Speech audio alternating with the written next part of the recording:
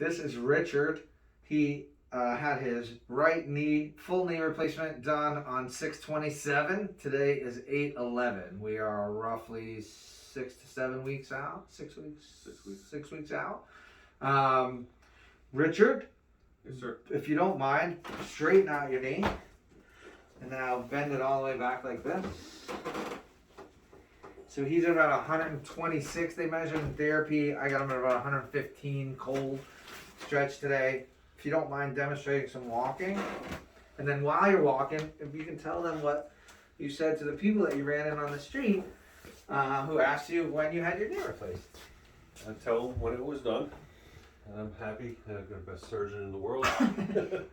I mean, you don't have to say that. Now you're ruining my video, but okay. It's true. No, but really, honestly, like you have not had a horribly painful experience. You're pretty like happy about the I am. overall recovery. That's what I wanted to hear. Definitely. And that's it. That's it. One show only today, ladies and gentlemen.